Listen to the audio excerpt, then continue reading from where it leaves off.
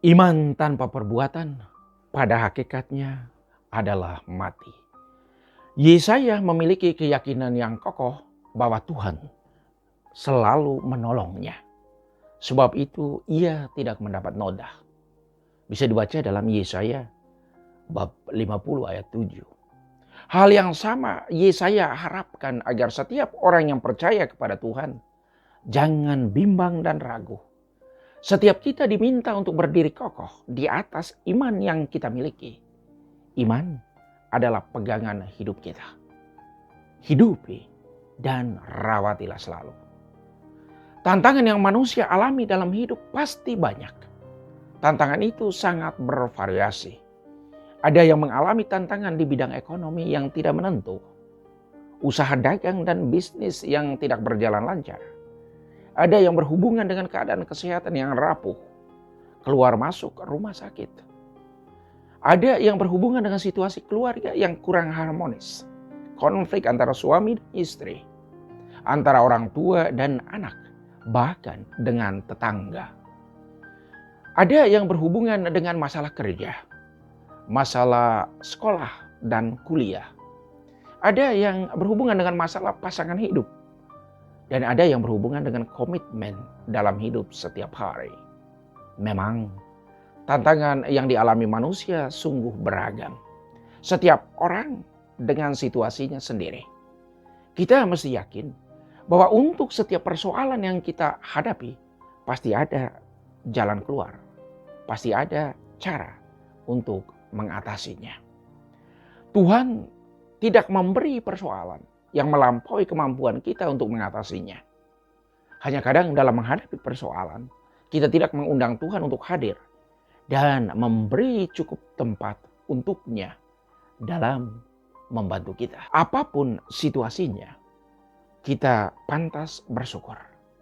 Tuhan terus melindungi dan membimbing kita dengan kasih-Nya, sehingga bisa menghadapi setiap tantangan yang dialami dengan sabar.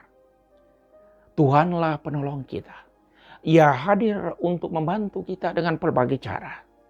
Ia hadir dalam diri orang yang kita cintai. Atau juga dalam diri orang yang tidak kita sukai. Ia hadir melalui pengalaman yang menyenangkan. Juga lewat pengalaman yang menyakitkan. Allah hadir di saat kita sukses.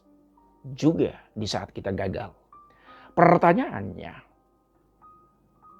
adakah kita memberi tempat yang pantas untuk Tuhan dalam hidup ini? Dalam perjalanan panjang masa pandemi COVID-19, sejak Januari 2020 sampai dengan September 2021 ini, Tuhan selalu bersiara bersama kita. Kadang kita bisa merasakannya, tetapi sering kita tidak merasakan kehadirannya. Di saat kita tidak merasakan kehadiran Tuhan, disitulah sebenarnya Tuhan sedang menopang dan memapah kita. Tidak merasakan kehadiran Tuhan bukan berarti Tuhan tidak hadir dalam hidup kita. Yang terjadi saat itu, hati dan indera kita tertutup bagi kehadiran Tuhan karena kecemasan, ketakutan, dan kegalauan yang kita alami.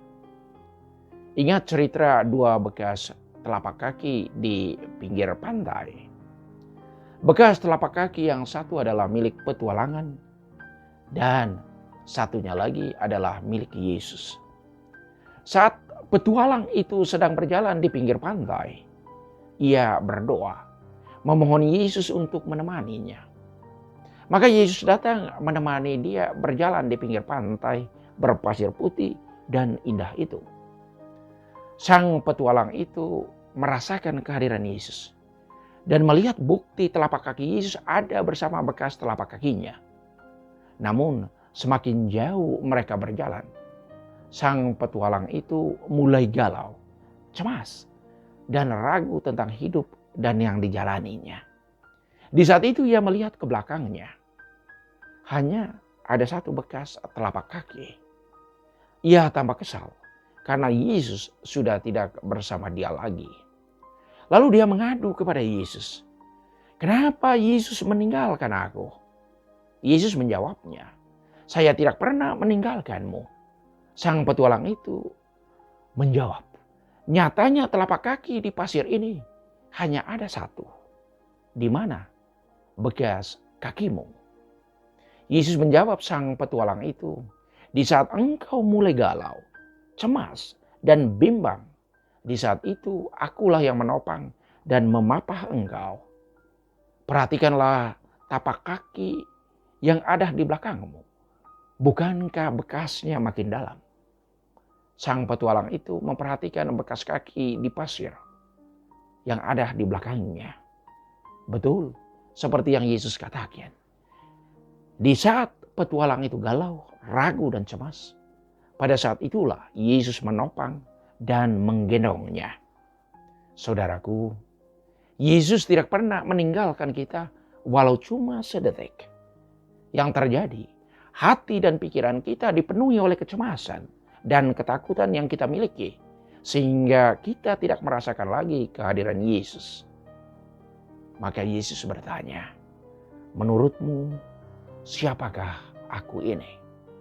Inilah pertanyaan Yesus kepada para muridnya. Petrus menjawabnya, engkau adalah Mesias. Kemudian Yesus mulai mengajar mereka bahwa anak manusia harus menanggung banyak penderitaan. Ia akan ditolak oleh tua-tua, oleh imam-imam kepala dan ahli Taurat, lalu dibunuh dan bangkit sesudah 3 hari. Petrus terkejut. Maka ia menariknya ke samping dan menegurnya. Tetapi Yesus memarahi dia. Nyala iblis, sebab engkau bukan memikirkan apa yang dipikirkan Allah, melainkan apa yang dipikirkan manusia. Kadang kita terkurung dalam rasa ingat diri yang begitu luas dan begitu berlebihan sampai melupakan Tuhan. Kita sibuk dengan diri kita sendiri, dengan segala kebutuhan dan juga penampilannya. Kita menjadi semakin fokus dengan diri sendiri dan mulai melupakan Tuhan, melupakan orang-orang di sekitar kita, melupakan keluarga, melupakan orang yang dekat dengan kita. Itulah beberapa bahaya dari mengingat diri yang berlebihan. Kita harus belajar untuk membuka diri terhadap rencana dan kehendak Allah. Untuk itu, kita ingat ajakan Yesus. Setiap orang yang mau mengikuti aku harus menyangkal diri dan memikul salibnya. Salib yang kita miliki berbeda-beda bentuk dan ukurannya. Mari kita setia dalam memikul salib yang kita miliki. Melalui salib kita memperoleh keselamatan. Di balik setiap salib ada rencana Allah yang indah untuk diberikan kepada setiap kita. Iman tanpa perbuatan pada hakikatnya mati. Untuk menerima setiap pengalaman sulit dalam hidup, kita membutuhkan iman yang kuat dan teguh. Yakobus mengajak para pendengarnya agar menghidupi iman melalui perbuatan nyata. Ia dengan tegas mengingatkan bahwa iman tanpa perbuatan adalah mati.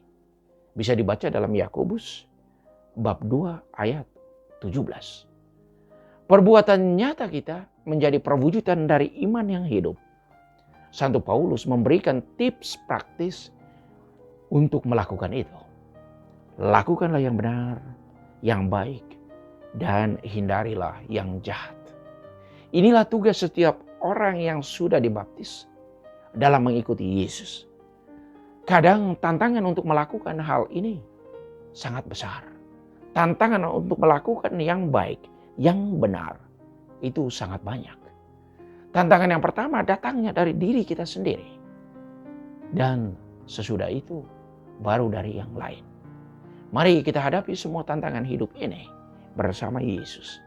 Ia adalah penolong dan penyelamat kita. Tuhan memberkati.